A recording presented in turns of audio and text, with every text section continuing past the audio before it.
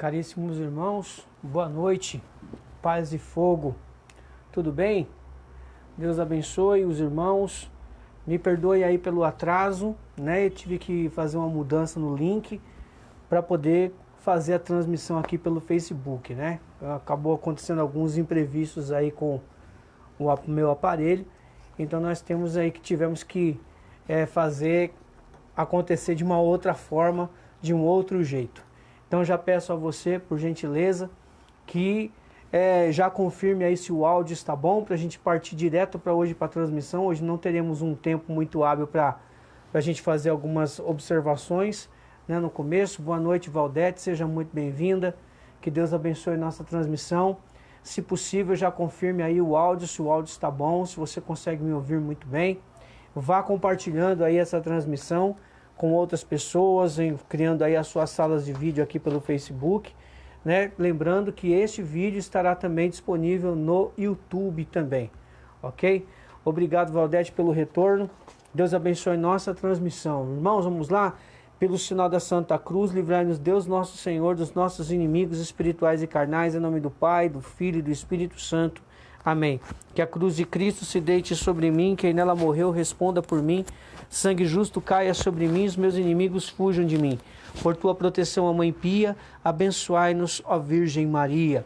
Mais uma vez, uma boa noite. Louvado seja o nome do nosso Senhor Jesus Cristo, que para sempre Ele seja louvado. Meus irmãos, na quinta-feira, nós tivemos aí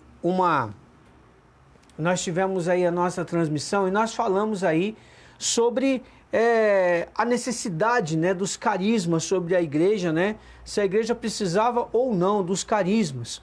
Terminamos aí com uma grande oração de efusão do Espírito Santo para nós.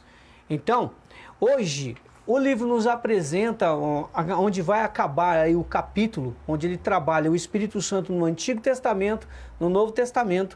Agora ele vai começar uma outra jornada no próximo capítulo. Então aqui, nesse capítulo, nesse subtítulo de hoje, se encerra então o capítulo 2 do livro, que vai falar sobre essa realidade do Espírito Santo, sua ação no Antigo Testamento e também no Novo Testamento. Hoje nós vamos falar sobre os obstáculos que impedem a obra do Espírito Santo. Como tinha o título lá no outro link, né, que nós não conseguimos recuperar o link. Então como estou em outro aparelho, então não consegui recuperar nada, então louvado seja Deus por isso. Mas vamos lá, irmãos. Obstáculos para para a obra do Espírito Santo. O livro vai chamar de obra. Se nós pudéssemos assim ir numa linguagem um pouco melhor, nós faríamos o seguinte: nós falaríamos a ação do Espírito Santo. Nós vamos respeitar o conteúdo do livro, porque o conteúdo do livro nós temos que ser fiel, né? Afinal de contas, a gente não está trabalhando uma obra própria, estamos trabalhando uma obra já feita. Então, pega comigo, por favor, Atos dos Apóstolos, capítulo 2, versículo 42.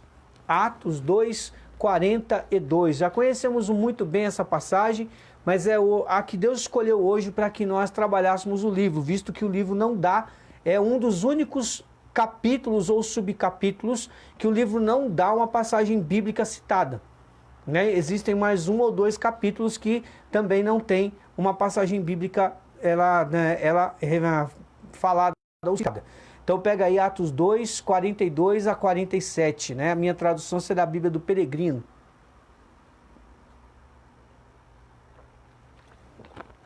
Tomar uma água que depois a gente não toma mais, né? Que aí a gente vai direto. Bora lá, irmãos. Versículo 42 diz assim: eram assíduos em escutar o ensinamento dos apóstolos, na solidariedade, na fração do pão, que é a Eucaristia, e nas orações. Diante dos prodígios e sinais que os apóstolos faziam, um sentido de reverência se apoderou de todos. Os fiéis estavam todos unidos e possuíam tudo em comum. Vendiam bens e posses e os repartiam segundo a necessidade de cada um. Diariamente acorriam fielmente e unânimes ao templo. Em suas casas partiam o pão, compartilhavam a comida com alegria e simplicidade sincera. Louvavam a Deus e todo mundo os estimava. o Senhor ia incorporando à comunidade todos os que iam se salvando. Palavra do Senhor, graças a Deus. Pois bem, irmãos, o relato da primeira comunidade que nasce depois em Pentecostes vem nos relatar aí uma grande verdade para nós. Os apóstolos, depois de Pentecostes, eles deram continuidade à obra de Jesus. Porém, eles não impuseram obstáculo algum ao Espírito.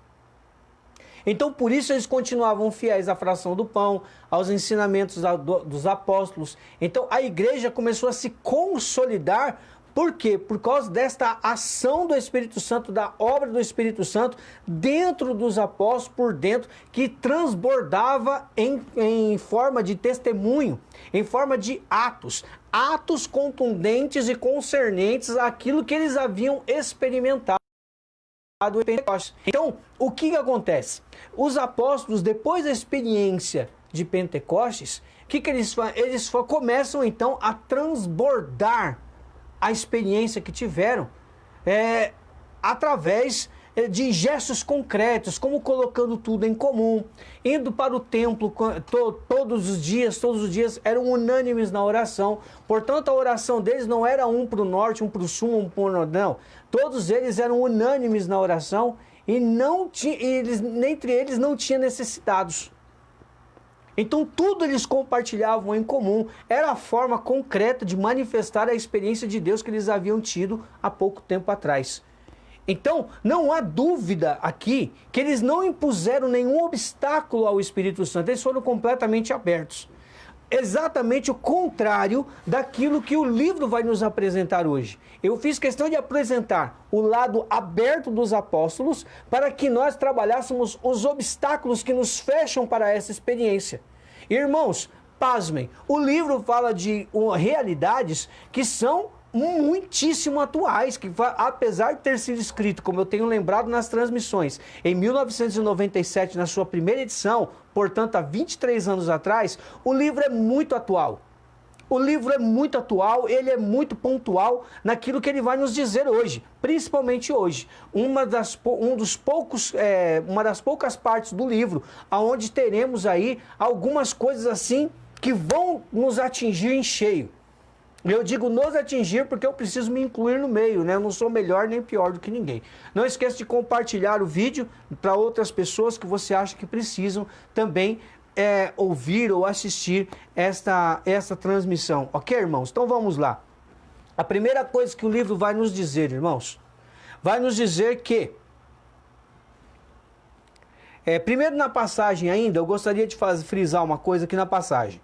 Que após a primeira pregação de Pentecostes, que foi a de Pedro, multidões começam então a se voltar a Deus e buscarem o caminho da conversão e da santidade. Se abrem, portanto, através de atitudes que demonstram tal abertura, deixando o caminho aberto para o Espírito Santo fazer a obra que era de sua incumbência, ou seja, trabalhar o interior dos apóstolos e a partir do interior dos apóstolos, eles então partirem para a execução daquilo que Jesus precisava fazer através dos apóstolos. Os apóstolos precisavam continuar a obra de Jesus. Jesus precisava cumprir a promessa através dos apóstolos e os apóstolos precisavam cumprir o mandato de Jesus, de ir pelo mundo inteiro e evangelizar, pregar o evangelho a toda criatura que assim se apresentasse. Agora, onde estão os obstáculos à obra do Espírito Santo e como esses obstáculos se manifestam? O livro nos diz assim: muitos são os obstáculos que impedem a ação do Espírito do Senhor nas pessoas e no mundo. Entretanto, como ele vive no interior do coração da humanidade, verdadeiramente todos os empecilhos e barreiras à sua atuação encontram-se no interior das criaturas e manifestam-se em função da qualidade do relacionamento de cada pessoa com Deus. Ou seja, o obstáculo ele aparece de dentro para fora, igual a experiência com Deus, de dentro para fora. Essa experiência nossa de dentro para fora vai transbordando e acaba se tornando testemunho. Ponto.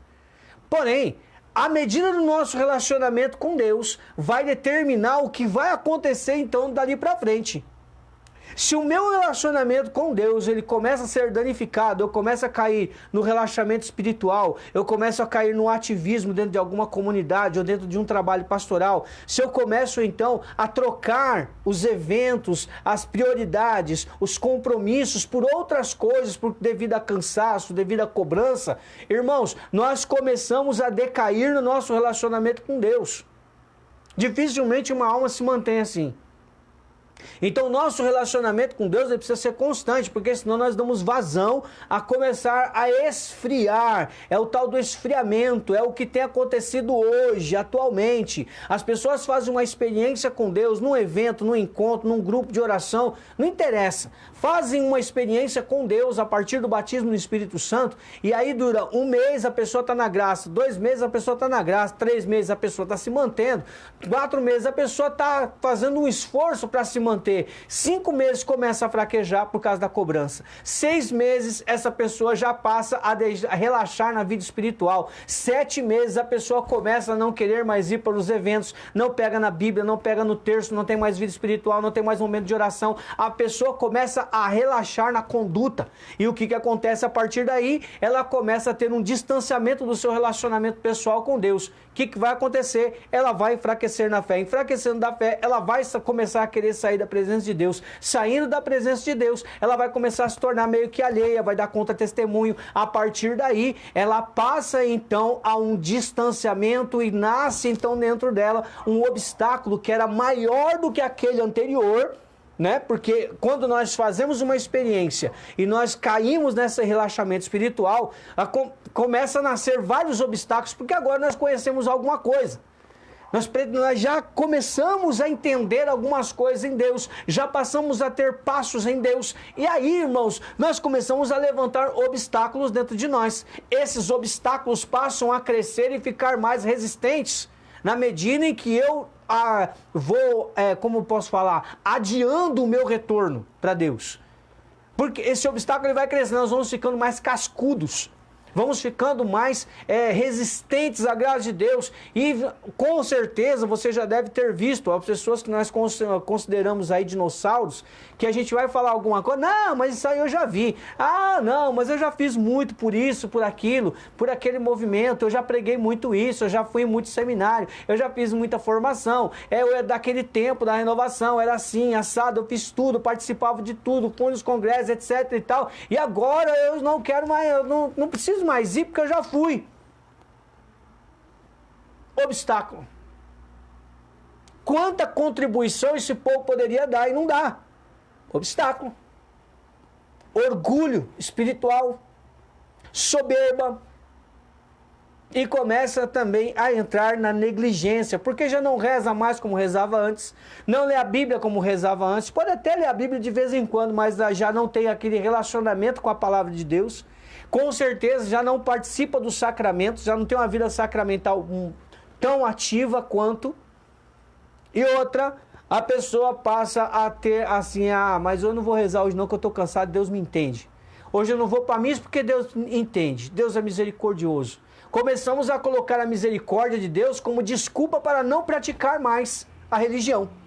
E com isso, os atos de religiosidade nossos caindo, o nosso relacionamento também com Deus vai caindo. E aí nascem os obstáculos. E aí o demônio, como o próprio Jesus nos alertou, quando o demônio é expulso de uma casa, de uma alma,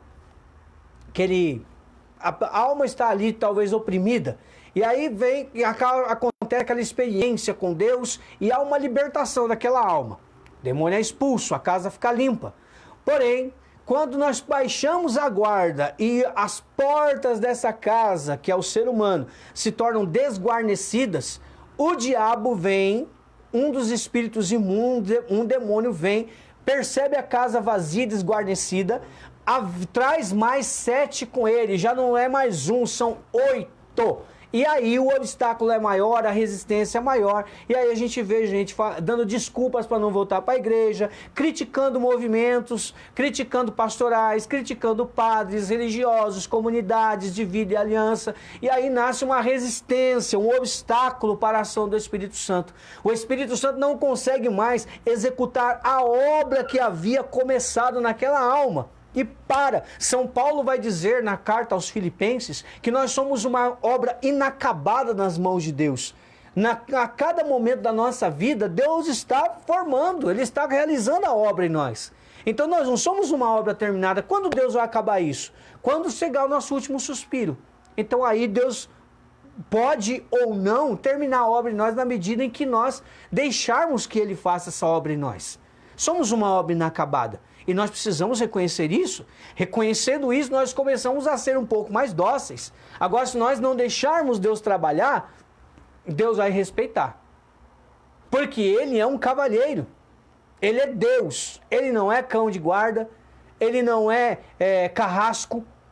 Ele vai respeitar. Ele não vê que você não foi no dia, naquela hora que estava marcada a sua oração com aquele seu momento de oração. Deus não vai falar nada. É uma opção nossa. O que Ele vai poder fazer? Nada. E aí, irmãos, o livro vai nos trazer como as pessoas estão hoje em dia. Olha só. A grande maioria das pessoas não direcionam o espírito a Deus. Fato. E nem se preocupam com as orações e a busca da santidade pessoal. São totalmente indiferentes e distantes da vida divina.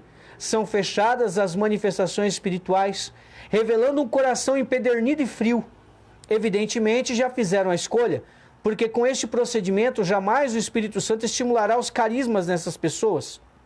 E por isso também serão as únicas responsáveis pelas consequências que lhes resultarem de seus próprios atos. O livro é duro. O livro é duro. O William Franklin Novaes, ele é duro e categórico. Ele fala, irmãos, de 4 coisas que as pessoas são hoje em dia. E é muito atual. Apesar de ter sido escrito há 23 anos atrás, o livro é muito atual. A primeira coisa, alheia à oração e à busca da santidade. Irmãos, o mesmo dentro da Igreja Católica. Quantos ali agentes de pastoral, ministros extraordinários, quantos irmãos estão alheios à oração, não têm vida espiritual, não buscam santidade? Muitas das vezes, irmão, nós encontramos vários escândalos nos bastidores por causa desses ministros extraordinários. Que não respeitam a liturgia, ficam conversando, agentes pastorais que deveriam acercar, principalmente aqueles que trabalham na pastoral da liturgia, deveriam preparar muito melhor as suas liturgias, mas não, muitas vezes pegam de última hora, e aí existe aquela coisa, né? Aquela velha desculpa. Mas não tinha ninguém, a gente não pode contar, você tem que contar com quem você pode contar, com quem você não pode contar, você não pode contar. Mas isso precisa ficar muito claro. Por quê? Porque senão quem paga é a liturgia. Acaba fazendo uma liturgia esculhambada. Gente que fica ali nos bastidores, ao invés de ajudar na liturgia, a manter a ordem da liturgia, a manter a espiritualidade da liturgia da Santa Missa, fica conversando com conversa paralela, fica conversando para lá e para conversando e andando para lá e para cá, não respeita a ação litúrgica, não respeita o altar, faça de qualquer jeito, faz tudo de qualquer jeito e ainda se acha o rei e a rainha da cocada preta. Pelo amor de Deus, né? Vamos ter zelo. É sinal de que é alheio à oração e alheio à busca da santidade. Não busca a santidade. Podemos dar outros exemplos? Pessoas que são os catequistas. Muitos catequistas ensinam principalmente de crisma. Por várias vezes, irmãos, já escutei a seguinte reclamação. A minha catequista de crisma, ela me dá uns desenhos lá para me fazer e depois a gente fica jogando conversa fora. Às vezes falando até de usar camisinha, essas coisas todas. E aí vão nos retiros. E nos retiros, nós ficamos sabendo de cada barbaridade, irmãos, que você ficaria de cabelo em pé. Aonde são feitas diversas coisas, menos busca de santidade e menos oração. Dificilmente, não são todos, não é generalizado, ok? Não é generalizado, mas numa boa parte não é. Não é busca de santidade, não é oração, não é uma característica de retiro de crismandos. Acaba se tornando um encontro de amigos, paqueras pra lá, pra cá, fica daqui, fica dali. Não há um exemplo do catequista, porque o catequista fala que mas é jovem, então não pode, porque a igreja não pensa assim, tem que ser assado e tem que ser... Não, senhor. A vocação à santidade, ela é para todo batizado. E se aqueles que estão sendo catequizados pela sua catequese de crisma, eles têm que buscar a santidade a partir do seu exemplo catequista. Fora da casa dele, você é o maior exemplo para ser o catequizando. Independente dele ser de crisma ou de catequese mesmo, aquela catequese normal para a primeira Eucaristia. Assim também para a catequese de adultos, que já são um povo um pouco mais maduro, é um pouco mais difícil de moldar a mentalidade, mas é um povo que já entende melhor as coisas, que já compreende melhor a sua catequese. E aí, irmãos, nós poderíamos aqui espalhar diversas coisas, diversos exemplos. Ministros extraordinários que ficam se conversando pela liturgia, que não prestam atenção na liturgia, que falam sobre tudo, mas não prestam atenção no altar. Muitas vezes cometem erros no altar. Por quê? Por desatenção. Não arrumam direito lá a prévia antes da Santa Missa. Irmãos, isso denota o quê? Que é falta de espiritualidade ou vida de oração e busca de santidade. Quem busca a santidade vai ter zelo com as coisas que são do céu. Aquilo que é sagrado. E quem busca a santidade vai zelar pela sacralidade daquilo. É simples. Outra coisa, indiferentes e distantes da vida de Deus. Irmãos, indiferença é uma atitude assim que nós vemos um pouco mais, não é muito, é um pouco mais na juventude. Porém, por que eu disse um pouco mais? Porque dentro dos adultos também há uma indiferença para com Deus monstruosa. Irmãos, eu posso testemunhar, eu sou testemunha ocular da indiferença à sacralidade daquilo que é do céu. Denota o quê? Das duas uma, ou indiferença, ou então que a pessoa nunca fez uma experiência com Deus. Irmãos, essa experiência com Deus, eu sempre digo nas minhas pregações que esse é o fator determinante para uma vida diante de Deus e dos homens, com testemunho de poder potencializada por Deus. Eu defendo isso com unhas e dentes. Não é a pessoa se converter antes de experimentar Deus, não, senhor. É experimentar a Deus para se converter. É o caminho inverso. Porque a pessoa não tem força, a pessoa não tem razão, a pessoa não tem motivação alguma para mudar sem uma experiência com Deus. Então, ela primeiro precisa da experiência para poder ter força e ter um sentido naquilo que ela vai mudar. Aí sim ela vai perceber que ela precisa renunciar a algumas coisas. Mas, irmãos, o que acontece hoje? A partir dos católicos, ok? Isso eu estou falando a partir dos católicos, a partir de mim e de você. Há uma indiferença. Ah, não é bem assim, não. Não, tá tudo certo, tá bom assim, tá bom desse jeito. Importa é a boa vontade. De boa vontade o inferno está cheio, vai dizer o ditado. Para Deus, no mínimo, o máximo. Ser indiferente, irmãos, machuca a outra pessoa. Imagine indiferença com Deus. Alguém já foi indiferente com você? Eu tenho certeza que já. Você já sofreu indiferenças, talvez de amigos, talvez em relacionamentos, talvez do seu cônjuge, dos seus filhos. Com certeza nós tivemos um momento em que as pessoas foram indiferentes conosco e isso nos machucou. Imagine Deus, se machucou a mim e a você, pecadores como somos, miseráveis como somos. Imagine Deus, que é santo, que nos criou, que nos amou, em nenhum momento cansou ou descansou de nos buscar. E com isso, irmãos, com essa indiferença, nós vamos começando também a ficar com uma vida distante de Deus. Não é Deus que fica distante de nós, somos nós que ficamos distantes de Deus. Deus está sempre conosco, Ele é Emmanuel e Ele não abre mão daquilo que Ele é. Ele é Deus conosco, ponto. Agora, eu não sou com Ele. E isso é comum mais do que você imagina. Não deveria. Não deveria. Deus não merece esse tipo de afronta. Deus não merece esse tipo de ingratidão, porque isso é uma ingratidão.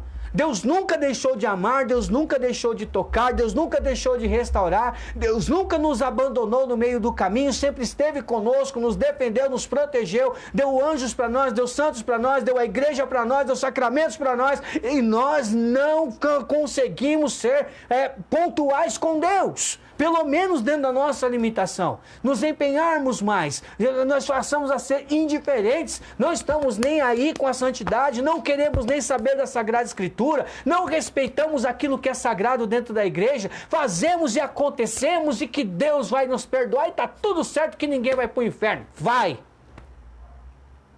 Em 1917, em Fátima, quando Nossa Senhora mostrou o inferno para os pastorinhos, eles viam várias almas caindo. Em 1917, há mais de 100 anos atrás. Imagine agora, na atual conjuntura da sociedade. Onde uma sociedade dessacralizada que tem banido Deus e a religião junto com ela. É a pior sociedade para ser evangelizada, é essa atual, irmãos. Desde a sua juventude até os adultos. Adultos indiferentes, relativistas, fazendo sincretismo religioso, jovens indiferentes, completamente alheios da vida de Deus, como vai dizer São Paulo na carta aos Efésios, jovens que são completamente, eles ridicularizam a religião. De onde que veio? Do berço. O berço não teve religião, ou o pai não teve pulso firme, assim como a mãe, e acabou desandando a maionese. Isso é via de regra? Não é via de regra, mas é comum. A partir do exemplo dos pais, o que acontece com os filhos? Essa realidade que a gente tem hoje na sociedade. Ah, Lúcio, eu não concordo com isso. É um direito seu. Porém, é uma realidade incontestável. Porque São João Paulo II dizia na Familiares Consórcio, no documento que ele escreveu para a família, dizia que a família é a célula máter da sociedade. Se a família é a célula máter, a partir da família nasce toda a conjuntura da sociedade. Então, se aquela célula ela é doente, ela vai produzir pessoas doentes. Se aquela célula ela se multiplica de uma forma doentia, ela vai produzir outras doentes. É simples, é ciência, é biologia. E São João Paulo II já tinha detectado isso e hoje as famílias alheias, distantes da vida de Deus, fazem isso. Promovem uma vida familiar completamente esdrúxula e ridícula, onde os pais já não educam seus filhos no primeiro momento, porque os primeiros catequistas, como diz o Catecismo da Igreja Católica, seus primeiros catequistas são os pais. Não são os catequistas da igreja das nossas comunidades. Não. Os primeiros catequistas são os pais. São os pais que têm o dever, primeiro, de ensinar os seus filhos as primeiras orações, uma Ave Maria, um Glória ao Pai, o sinal da cruz. As orações principais, irmãos, as coisas mais simples, falando sobre os 10 mandamentos, e quando a criança ou os filhos vão tendo uma capacidade maior de entendimento, vai se trabalhando os mandamentos antes de enviar para uma catequese, vai trabalhando o berço daquela criança. O que nós vemos hoje? Pais e mães indiferentes que ensinam de forma indiferente, ensinam de forma relaxada, ou muitas vezes, ou na maioria das vezes, não ensinam, não estão nem aí, vão dizer irresponsavelmente. Quando ele crescer, escolhe. Aqui a gente faz por superstição, a gente batiza para não ter pesadelo de noite. Pelo amor de Deus. Desculpa, irmãos. Isso é o retrato de uma sociedade completamente alheia da vida de Deus. Outra coisa, fechamento espiritual. Pessoas fechadas. Irmãos, eu falo isso por experiência própria. Quando nós vamos pregar em retiro de primeiro anúncio, irmãos do céu, filhos de catequistas, de pessoas de agentes de pastoral de dentro da igreja, completamente alheios, fechados, que criam problema nos encontros, que vivem dando trabalho nos encontros, pessoas alheias, jovens completamente alheios da vida de Deus. Isso é fechamento espiritual. E aí as pessoas não conseguem experimentar a Deus. Ou então, nós vamos assim para os grupos de oração, e aí nós vamos percebendo que algumas pessoas que estão participando no meio da Assembleia, o quanto são resistentes, o quanto são fechadas, deixando cansaço, pecados, aquela não concorda, fala, não concordo com isso que ele está falando, então não vou aceitar não. Fecha a cara, fecha o bico não, né? Faz uma tromba, cruza os braços, fechamento. É o fechamento espiritual. Pessoas que não levantam os braços, porque, não precisa, Deus me conhece assim mesmo. Fechamento espiritual. Que vai tirando a liberdade de você levantar os braços para louvar a Deus. Fazer os gestos corretos na Santa Missa. Sabe? São coisas que para muitos parecem, não, o Lúcio está exagerando. Mas não é. Demonstra seriedade, demonstra piedade religiosa, demonstra o exercício da religião no seu correto. Não um exercício mecânico, mas um exercício que sai do coração, que sai de dentro. É algo que a gente tem prazer de fazer. É igual, irmãos, quando eu sou convidado para fazer alguma leitura na Santa Missa, ou trabalhar, servir dentro da liturgia. Irmãos, eu acho um absurdo você escolher leitor 5 minutos antes da Santa Missa começar. A tomar banho, né, gente? Desculpa, não dá. Lúcio, mas acontece imprevisto. Eu concordo, irmãos. Eu concordo. É para isso que precisa sua comunidade ter uma equipe litúrgica.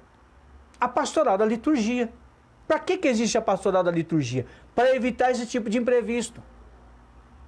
Ali vai ter sempre gente que vai estar estudando a liturgia, que na hora que aparecer a falta de um leitor, ou por motivo de imprevistos, ou por motivo de responsabilidade mesmo, o outro vai estar lá pronto. Por quê? Porque ele já viu a liturgia do dia anterior. Deixar um de sobreaviso. É simples, gente. Isso é fechamento espiritual. Achando, não, Deus perdoa. Para com isso. Para com isso. Eu nem vou falar mais, porque senão... Já viu, né? Aqui vai virar um vídeo do tamanho de um bonde. Bem, enfim, existe também, o livro vai dizer que existe uma frieza e endurecimento do coração. Irmãos, isso pegou. Eu tiro por base, irmãos, os grupos de oração por onde eu vou falar da renovação carismática, ok? Quando nós vamos no grupo de oração, muitas vezes as pessoas chegam lá com problemas, chegam lá a cabeça cheia de coisas, teve um dia de trabalho intenso, né? Não que Deus tenha culpa disso ou que os servos tenham que resolver todos os problemas das pessoas. Não é isso. É que as pessoas chegam assim. Hoje em dia tudo somatiza, né? Tudo estressa. Tudo deprime, tudo estressa. Uma gente mimizenta, uma desgraceira dentro da igreja que, olha, dá algeriza. Eu não gosto de gente fresca, irmãos, não gosto. Esse tipo de frescura não combina, principalmente com quem já fez uma experiência com Deus, já tem caminhado. Vixe.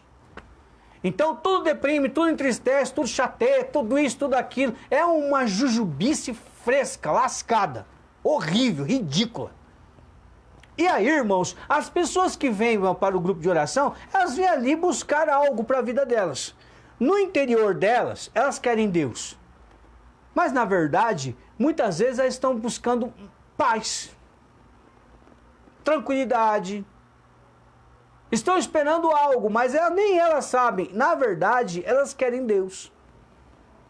E quando o grupo não apresenta Deus, por N fatores, e nós vamos pregar muitas vezes, a gente tenta remediar com a pregação querigmática ou com a pregação de impacto para impactar as pessoas. Irmãos, as pessoas são frias, não acolhem, não entram dentro da dinâmica. Irmãos, e isso é grupo de oração, reuniões de pastorais, CPPs, onde se começa com uma malemar, uma Ave Maria lá, um Pai Nosso e um Glória ao Pai, acabou.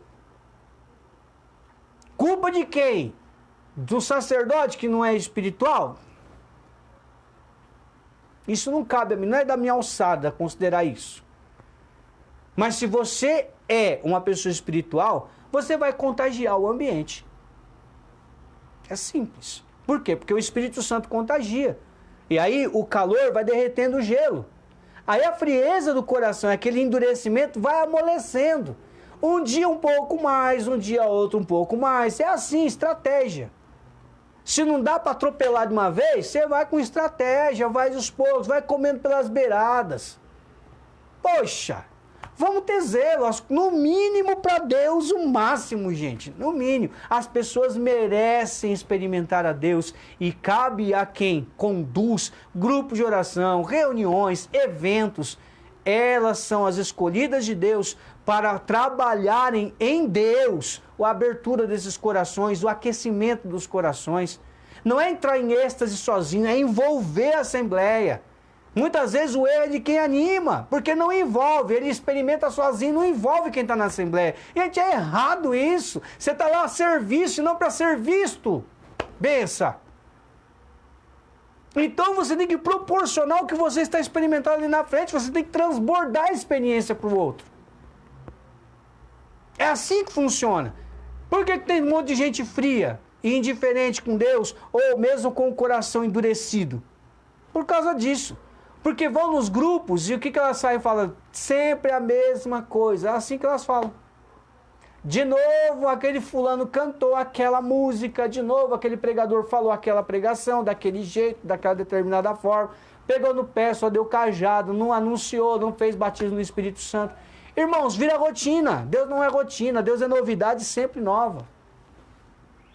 Eu sou testemunha disso. Deus é novidade sempre nova. Haja visto, irmãos, um livro que eu li há 23 anos atrás e que hoje está fazendo efeitos bombásticos dentro de mim. Mas o livro não para por aí, irmãos. Vamos seguir. A forma correta de se rezar. O livro também traz isso, irmãos. Olha para você ver. Por quê? Na mentalidade de William Franklin Novaes, uma das melhores formas, ou se não for a melhor, para que você não tenha obstáculos para impedir a obra de Deus em nós, é preciso rezar, ter vida espiritual. Fato, irmãos, fato. Se não tiver vida espiritual, eu já disse na transmissão anterior da pregação do Frei Gilson, né, dos carmelitas, né, mensageiros do Espírito Santo, sobre a falsa religiosidade, onde ele vai falar que o católico precisa ter espiritualidade. Se ele não tiver, não vai aguentar. E isso se adquire como? Rezando, irmãos, rezando. Quem não gosta de rezar, eu quero saber o que vai querer fazer lá no céu, porque no céu vai ser adoração perpétua. No céu nós vamos estar diante do Cordeiro lá, não vai ter Wi-Fi, não vai ter celular. Vai ter Jesus no seu trono e nós adorando o Senhor. O que você vai querer fazer no céu? Bença. Se você não gosta de rezar. Olha o que o livro diz. Existem pessoas que rezam e rezam, mas não o fazem como deveriam. Não rezam com alegria no coração, rezam com aquela interjeição de enfado, né? Tá enfadonho, tá entediado, suplicando a permanente assistência do Espírito Santo para dissipar as trevas que ocultam a sabedoria. Irmãos, quem muito reza se salva, já dizia Padre Pio e Santo Afonso Maria de Ligório. Que obstrui o autodomínio e a paciência. Pronto. Aonde não tem oração, não tem autodomínio, irmãos. E aí a tentação, ela é terrível. Aí a gente não tem autodomínio, a gente não consegue resistir, vive caindo, vive confessando as mesmas coisas. Por quê? Porque não tem autodomínio. Não tem paciência consigo mesmo. Eu já disse isso numa das transmissões lá no YouTube. E se eu não me engano, aqui no Facebook também tem. Nós precisamos ter paciência conosco mesmo. São Francisco de Sales vai dizer isso, né? No livro dele, A Arte de Aproveitar as Próprias Imperfeições. A gente precisa ter paciência, irmãos. Não é sempre que você vai ter sucesso. Não é sempre que você vai dar uma bola dentro. Vai ter hora que você vai dar uma bola fora. Eu também, volte e meia, dou uma bola fora. Por quê? Porque nós não somos perfeitos. Não somos anjos. Não somos máquinas. Gente, tenha paciência. E nós estamos aí numa sociedade impaciente, intolerante. A geração miojo. Tudo em 3 minutos. Enfim, o livro continua. A fim de que possam tranquilizar a existência e receberem iluminação no proceder cotidiano. Portanto, testemunho. O proceder cotidiano, irmãos, é marca de quem foi batizado no Espírito Santo. Um bom proceder converte outras pessoas para o mesmo Deus que um dia te achou no meio do caminho. Lembre-se disso. Um bom testemunho faz isso. Alcançando os resultados positivos que os carismas proporcionam. Irmãos, é como eu falo, se você ora em línguas, mas não perdoa as pessoas, eu não sei que oração em línguas é essa sua aí, não. Desculpa dizer. Não me convence. Se você é uma pessoa que volta e meia tem visualização, tem sempre visualização, mas é uma pessoa mesquinha, chata, ciumenta, barraqueira,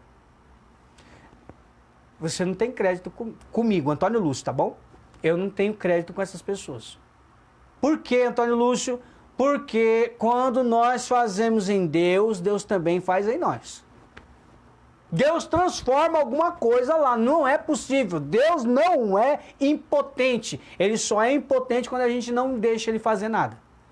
Ou quando a gente não acredita que ele pode fazer. Aí ele se torna impotente. A impotência de Deus, a mesquinhez do ser humano, que não acredita no poder de Deus. Esta é a impotência de Deus. Porque Deus não deixa nunca de nos amar e nunca de agir. Nunca, irmãos, nunca. Se há uma coisa que Deus é incapaz de fazer, é deixar de amar o ser humano. O ser humano é a obra-prima de toda a criação dele. E ele jamais deixará de amar o ser humano. Porém, quando o ser humano breca a mão de Deus, nesse sentido, é quando ele vira as costas para Deus, é quando ele não acredita, é quando ele é indiferente, é quando ele não quer saber. E aí, uma das marcas disso é a pessoa que não reza. Desculpa, não reza. Ah, eu amo Nossa Senhora, mas não reza um terço. Para rezar uma Ave Maria é uma briga. Vai acreditar num trem desse? Desculpa, não dá. A lógica não me deixa acreditar. Lamentável. Ah, mas Deus conhece meu coração. E isso não te preocupa, não? Porque aquilo que você está mostrando não condiz com aquilo que você está falando. Entende? Santo Agostinho. Não há lição mais desleal do que falar bem e viver mal. Cuidado, cuidado, cuidado. O livro continua. O fiel deve procurar rezar com dignidade, reservando ao longo do dia um tempo dedicado somente à oração, convencendo-se que, mesmo repetindo diversas vezes uma oração simples como a Ave Maria, ele está em comunhão de amor com o Senhor, que acompanhará misericordiosamente a pulsação do seu coração, olha que lindo, e acolherá paternalmente as súplicas e pedidos através de sua oração. Poxa, irmãos, vamos rezar, gente. Ao invés de você ficar falando da vida dos outros aí, quando você se reúne com os membros da sua pastoral, por que vocês não vão rezar? Vai lá diante do sacrário, vai rezar. Ah, não, é que não precisa, a gente já vai rezar antes da reunião. Jacu, não entendeu nada. Não entendeu nada. É por isso que muitas vezes você não vê fruto no seu trabalho pastoral. Por quê? Você quer saber de fazer. É a chaga que a teologia da libertação deixou dentro da igreja, né? Desse ativismo que deixa a religiosidade de lado.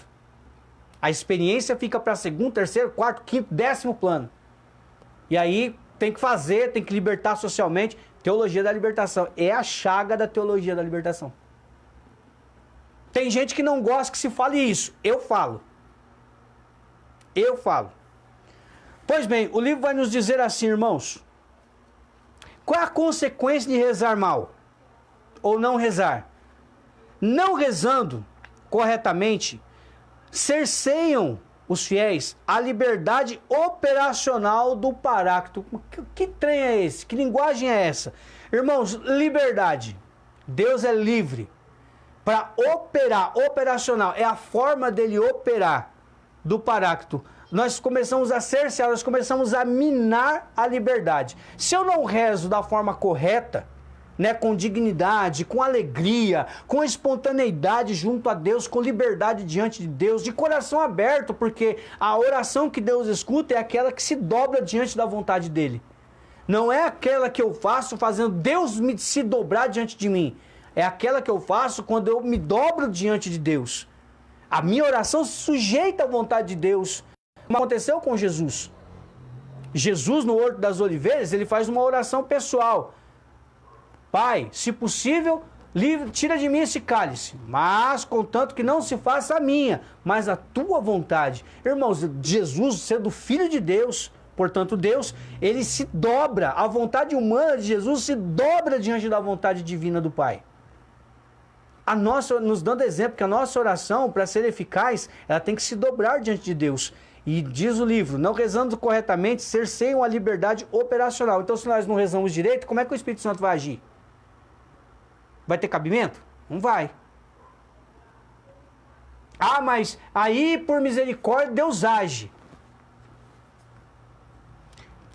Pelos frutos a gente conhece a boa árvore. A gente resume assim. Beleza? Porque não lhe oferece chance para exercitar os carismas. É claro, irmãos, que o autor do livro aqui ele está falando a respeito dos carismas. Então ele está dando aos carismas uma importância a mais. Não que ele esteja exagerando. Ele está dizendo que os carismas são uma necessidade para o tempo atual daqueles que estão dentro da igreja, que estão fazendo alguma coisa dentro da igreja, né? Que é extremamente necessário para os nossos tempos. Para favorecer o espetáculo? Não é isso. O livro não é nesse sentido. Ele está dizendo que os carismas são necessários para o serviço, aqueles que querem servir, que fizeram uma experiência de batismo no Espírito Santo e que agora se colocam a serviço. Então, é preciso, porque não lhe oferece essa chance para exercitar os carismas, nós não oferecemos essa chance, além de quebrar a ligação entre o homem e Deus, lembrando que a oração é o elo mais importante que nos une ao Criador. Pronto, ele matou a charada. Por exemplo, quando eu estou orando e aí a minha oração, parece que a oração não vai, parece que não funciona, né? Parece que eu estou travado, parece que a coisa não, sabe, fica empacada a oração. E aí de repente você começa a orar em línguas. Você começa lá um xarabanai lá, e aí a coisa começa a fluir. Nós estamos então refazendo este elo entre o homem e Deus, essa ligação entre o homem e Deus, devolvendo a liberdade do Espírito em operar os carismas, operar os dons, operar através de nós, de uma forma, para nós limitada, para Deus ilimitada, porque Deus não tem limite numa pessoa que se abre. Deus não tem limite para uma pessoa que se abre, que está aberta. A pessoa fechada, não. A pessoa fechada, Deus vai respeitar. Se quer você ficar fechado, vai fazer o quê? Eu não posso te obrigar. Eu sou Deus, não sou cão de guarda. Agora, que poderoso aliado nós temos para a transformação que Ele pode fazer em nós? O livro vai dizer assim: possuímos um poderoso aliado dentro de nós e por isso compete a cada um saber oferecer-lhe oportunidades, olha a linguagem simples do livro, para que ele possa agir e transformar as vidas, muitas vezes inúteis e egoístas, no que? Em fulgurantes colunas luminosas, repletas de ternura, de discernimento e de uma maravilhosa sabedoria que constrói, que une, edifica e só produz alegria e satisfação a todos. Não produz comodismo e nem acomodação, mas produz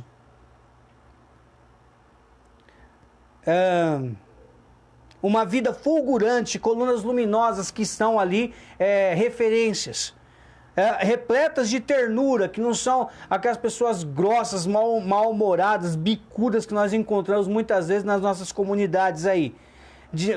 Repletas também de discernimento, pessoas que sabem discernir de onde vem a ação, vem de Deus, é aqui que Deus me quer, isso aqui é ação do demônio, isso aqui é ação humana. Então, para essas coisas aqui eu não preciso, eu preciso de Deus, então eu vou buscar a ação de Deus. E de uma maravilhosa sabedoria que vai lhe dar possibilidade de saber aonde pisa, como trilhar o caminho, que constrói, que não destrói, mas que constrói, que não desconstrói toda uma religiosidade que vai trilhando um caminho de busca de santidade, não desconstrói, como muitos acabam fazendo. Nós falamos contra o álcool e depois vai um membro lá, um agente pastoral, ou mesmo até um sacerdote vai lá e fala a favor do álcool. Poxa vida, você desconstruiu a possibilidade de uma senhora que já reza há anos para um homem, para o seu marido ou para um filho, se libertar do alcoolismo, está ali naquele momento e de repente, depois de tantas pregações que ele começa a se voltar, de repente vem um padre ou um leigo pregando, ou algum outro religioso vem pregando o contrário, dizendo que não é pecado, que você pode beber, que a igreja não te condena. Irmãos, nós sabemos isso, mas para um viciado, se a porta aberta. Eu sou alcoólatra, irmãos. Se eu estivesse no lugar de um desses, com certeza eu voltaria a beber. Se eu estivesse no lugar deles, com a mentalidade deles, com a mentalidade de hoje, não. Eu sei muito bem o que o álcool fez para minha família, mas o que acontece? Muitos estão desconstruindo isso, relativizando, e isso a partir de padres, de bispos, infelizmente, de religioso, de religiosa, de leigos que exercem poder, que exercem liderança, ou que são formadores de opinião. Gente, nós não podemos relativizar aquilo que é absoluto. A própria palavra de Deus vai dizer que a bebida destilada, ela retira a sabedoria. Poxa! E aí a gente vai usando a própria Bíblia para justificar. E não é só a bebida. É um monte de coisas. Um monte de coisas. Coisas aí que, olha, realmente que nos levam a dar razão àquilo que o beato Papa Paulo VI dizia. A fumaça de Satanás entrou na igreja. E muita gente está sufocada com essa fumaça e espalhando ela para sufocar outras pessoas. Infelizmente. É geral? Não é. Existe esperança? Tem. Mas precisa buscar. Precisa buscar. O livro também vai nos dizer, irmãos, sobre uma das problemáticas maiores dentro da igreja. Que problemática é essa? Olha como o livro é atual. A igreja continua sendo carismática. Fato. Fato. Doa quem doer. Continua sendo carismática. Porque sempre necessitou dos dons do Espírito para realizar a harmonização e a santificação do seu corpo místico. Através das suas congregações, dos seus movimentos, o Espírito Santo sempre assistiu à igreja nesse sentido. As pessoas, e aqui a problemática, as pessoas é que não se abrem devidamente para receberem os carismas, mais uma vez o livro citando os carismas, dando uma ênfase maior aos carismas em plenitude. Mas, irmãos, eu não daria uma ênfase somente aos carismas. Deixaria com que os carismas fossem uma consequência do meu empenho, da minha abertura. Ok? Eu diria desta forma. Ok? Em plenitude, não permitindo que ele, o Espírito Santo, atue em sua vida da mesma forma como atuou no passado, através do colégio apostólico, através da era da patrística, quando vieram os padres do deserto. Enfim, irmãos, a nossa igreja foi rica de exemplos, mas é preciso que eu me abra. É o mal do católico. Nós temos aí uma geração de católicos fechados, que são indiferentes, como já foi relatado aqui, as problemáticas, as formas como está a sociedade de hoje. Então, isso se reflete demais dentro de uma comunidade. Os católicos estão completamente fechados, não estão abertos. E por quê? Por causa dessa onda tecnológica, né? O relativismo religioso, né? As tendências da sociedade, que muitas vezes são mais importantes do que as regras, que a palavra de Deus. Irmãos, por aí vai. N motivos. São N motivos, que não dá tempo da gente falar aqui em função do tempo. O livro vai continuar nos dizendo assim, irmãos, como permitir que o Espírito Santo venha a ativar, entre aspas aí, ativar esses carismas, para que nos ajude, inclusive de forma pessoal, a buscar melhor o Senhor, a se abrir mais a Deus. Se desejamos que os nossos carismas sejam ativados pelo Espírito Santo, temos de eliminar todos os bloqueios que existem no coração edificados pela fraqueza da fé ou pela desconfiança das próprias convicções. Isso é sério. Ou motivados por impedimentos e decepções surgidas em decorrência da labuta cotidiana. Irmãos, gente decepcionada, vem, você encontra aqui. A gente vê por aqui, dentro da igreja. Gente imperfeita, a gente vê por aqui dentro da igreja.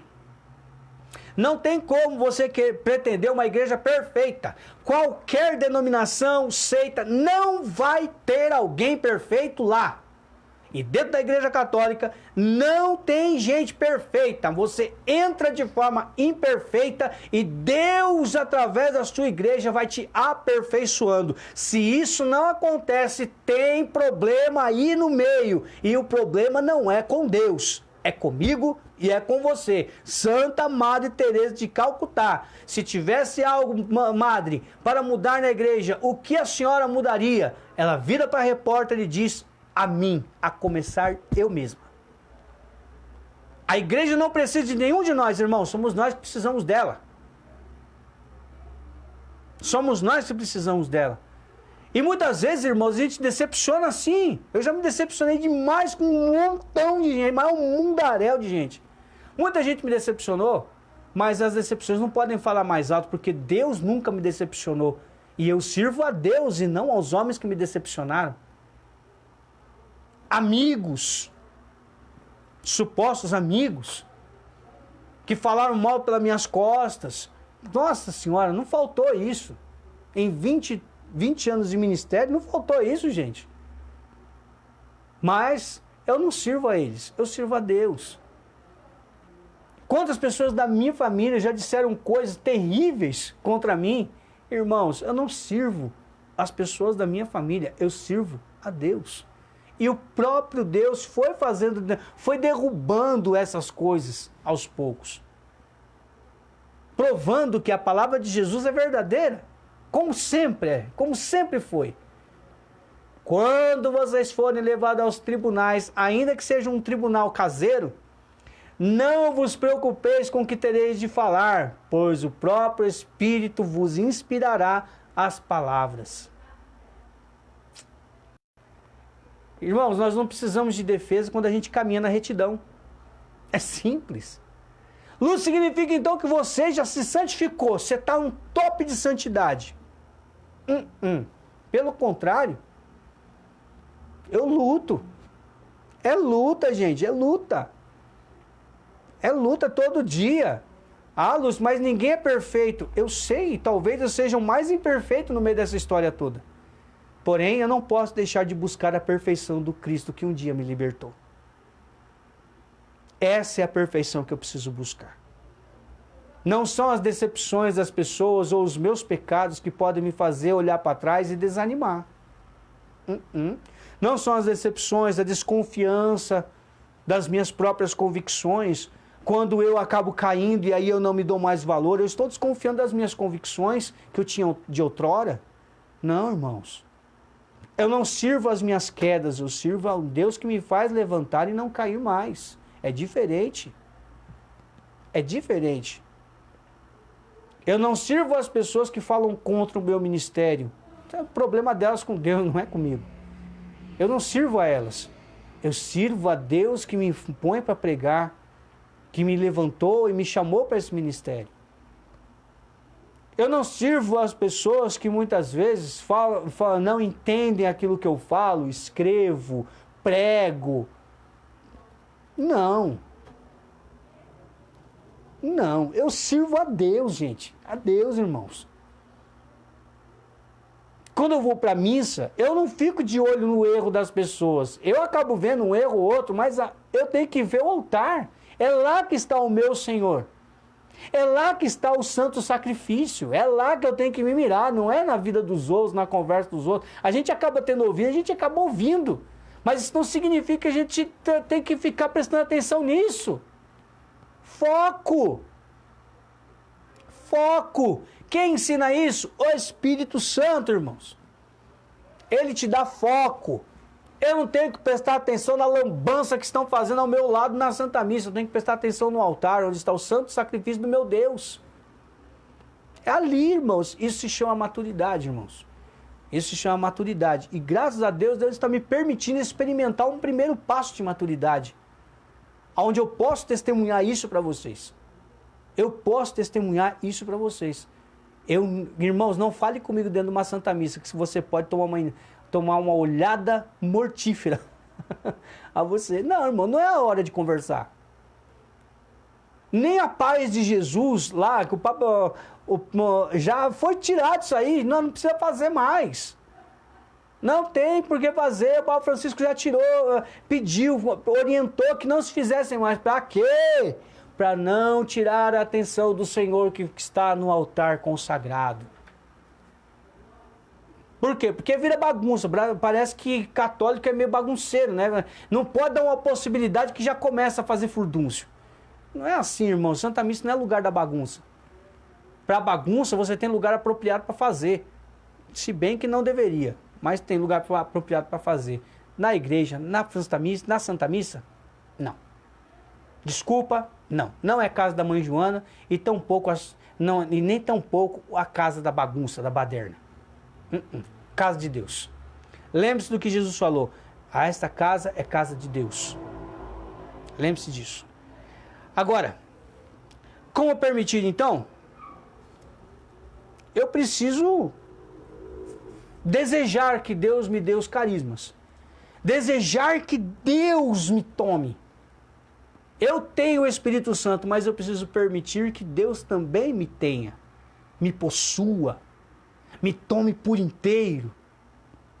Me consuma interiormente, me fazendo uma pessoa melhor. Este é o desejo, esta é a forma como eu permito com que o Espírito Santo venha, segundo a linguagem do livro, ativar os dons. Certo, irmãos? Agora, vamos lá, vamos avançar. Qual uma das finalidades dos dons do Espírito Santo? Quais são essas finalidades? Lúcio, você está falando tanto dos caras, o livro está falando tanto disso, mas qual a finalidade, né, de buscar tanto isso? O livro explica. Dificuldades, todas as criaturas possuem, fazem parte da nossa existência. Jesus ensinou-nos que o caminho da vitória e da conquista passa pelo sofrimento e pela cruz. Assim, aconteceu com ele, que é o exemplo maior para todos nós. O servo não é maior do que o seu senhor. Se me perseguiram, perseguirão também a vós. Os dons que o Espírito Santo nos concede não são para fugirmos da cruz, bem lembrado, mas para termos a coragem de abraçá-la, encará-la com respeito e decisão, vendo nela não um instrumento desprezível de tortura e sofrimento, mas o caminho certo que afugenta Satanás e todos os seus sequazes e que nos conduzirá sem desvios aos carinhosos braços do Senhor. Fantástico, fantástico, fantástico. Eu não tenho palavras aqui para juntar nesse final de capítulo do Yusan. Yusan Franklin Novaes, o autor do livro. Não tem. Porque são perfeitos para o nosso tempo. Perfeitíssimas. Doa quem doer, aceite você ou não, são perfeitas. Por isso eu quero convidar você nessa hora, aí onde você está, na sua casa, não sei qual é o cômodo da sua casa que você está, né? Mas inclina a sua cabeça um pouquinho, nessa hora, coloque-se na presença de Deus, esse Deus altíssimo, esse Deus que não mediu esforço para que nós fôssemos favorecidos para estarmos na presença dele. Deus nunca, nunca, nunca, nunca se reteve, ele sempre se deu, se derramou para nós. Por isso, Jesus, nessa noite de hoje, nós queremos renunciar a esses obstáculos que nós impusemos a nós mesmos, Senhor. Sim, Jesus, nós queremos, pela força do Teu Espírito Santo, renunciar, Senhor, a toda a indiferença, a todo o esfriamento espiritual, como eu poderia dizer, Jesus, diante de Ti, esta forma alheia, esse estar alheio, essa distração, essa indiferença, essa insensibilidade minha, para com a oração, para com a busca da santidade. Eu quero renunciar, Senhor, a essa insensibilidade, essa indiferença, essa insensatez de minha parte, Senhor. Eu quero renunciar pelo poder do Teu nome, Jesus, e ser uma pessoa que leva a sério, Senhor, que leva muito, mas muito a sério, tanto a oração, mas também a busca pela santidade. Jesus, eu quero renunciar também o obstáculo da indiferença e da distância da minha vida para contigo.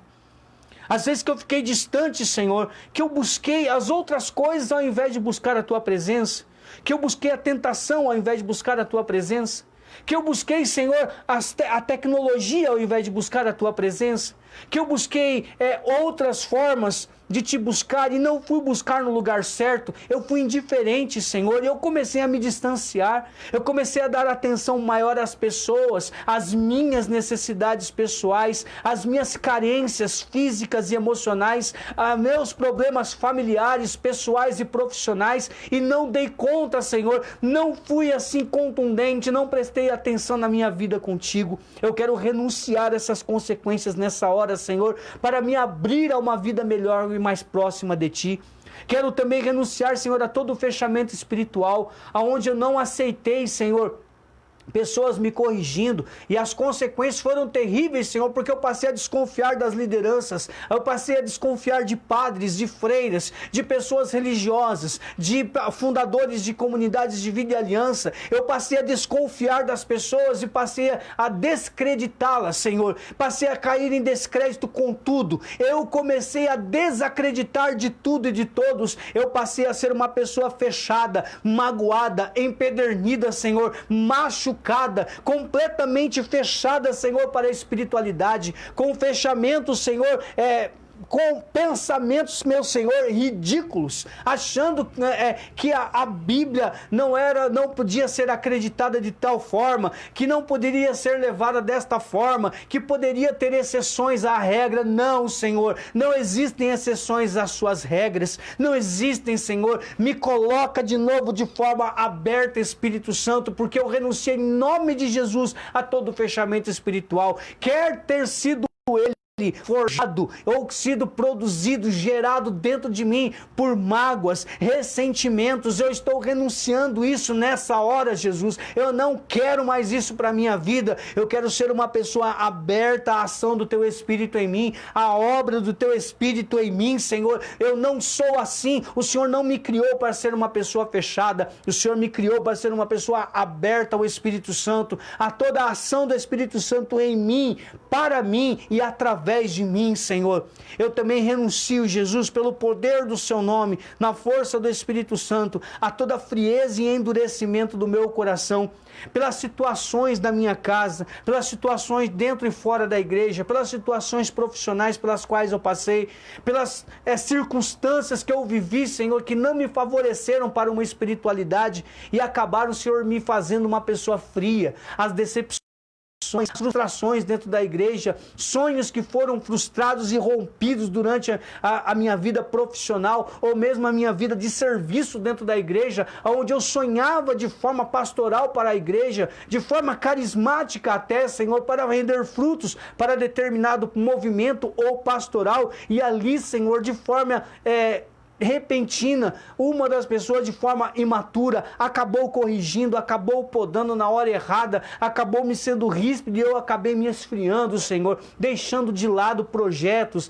deixando de lado ideias, deixando de lado sonhos que eu tinha, Senhor, religiosos, sonhos dentro da minha vocação particular e específica. Eu gostaria muito, Senhor, de voltar a sonhar de novo com a minha vocação. Por isso, Jesus, devolve, Senhor, o calor no meu coração, devolve o ardor e o vigor missionário dentro do meu coração nessa hora, pela força do Teu Espírito Santo, Senhor. Não me deixe mais frio, não me deixe, Senhor, em cima do muro, não me deixe mais ser uma pessoa morna na fé, não me deixe assim, Senhor, e nem no frio, mas me aquece com o fogo do Teu Espírito Santo. Vem me inflamar, Espírito Santo, nessa hora, e produza em mim, Senhor, o ardor e o vigor missionário necessários para vencer todo o esfriamento. Vem, Espírito Santo, nessa hora e dá-me, Senhor, o que eu preciso para fazer o que Deus quer de mim, Senhor. Diria la mandoria la rabashiri cantaria. Nilibria andaramandaria la rabashiri cantaria andaramalaria sinamandaria la rabandaria.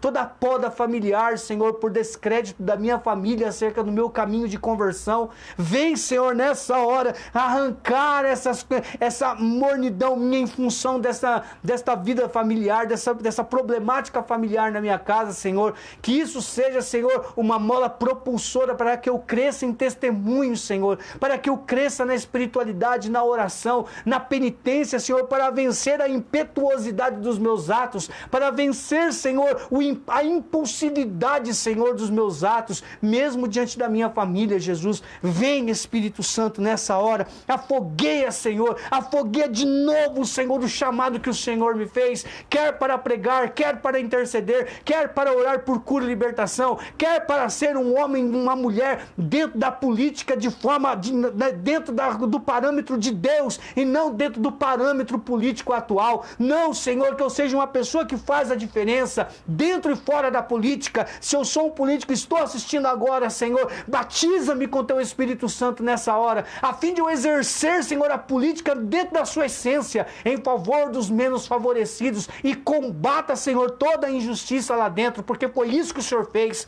O Senhor combateu a injustiça, o Senhor não se deixou levar pelas comodidades da sociedade da época, não se deixou levar pelos elogios da época. O Senhor combateu tudo isso e morreu nos ensinando que ainda que nos leve a perder a vida, nós ganharemos a eternidade. Bendito seja o Senhor. Vem, Espírito Santo, mais uma vez sobre nós. Vem sobre as lideranças que estão nessa hora, Senhor, confusas na sua forma de liderar, com medo de liderar, medo de assumir chamado, comprometimento, não tem medo de se comprometer com o compromisso dentro do seu chamado de liderar, Senhor. Vem, Espírito Santo, nessa hora e batiza-nos mais uma vez. Batiza-nos mais uma vez, Senhor. Nos dá sensibilidade. Dá, Senhor, essa sensibilidade na nossa alma. Mais uma vez, Senhor, nos emocionar na Eucaristia, de ter zelo e foco à mesa do altar, aonde lá o Senhor é consagrado. Ah, Jesus, devolve, Senhor, este foco para nós, pela força do Teu Espírito Santo, Senhor.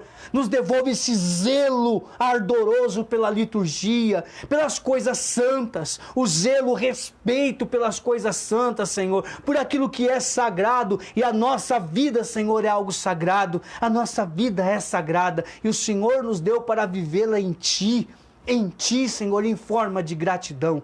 Por isso, vem, Espírito Santo, mais uma vez sobre nós. Bendito seja o Teu nome, Senhor. Glórias a Ti, Senhor. Glórias e glórias e glórias a Ti, Jesus. Bendito seja Deus. Glórias a Ti, Senhor. Bendito seja. Amém.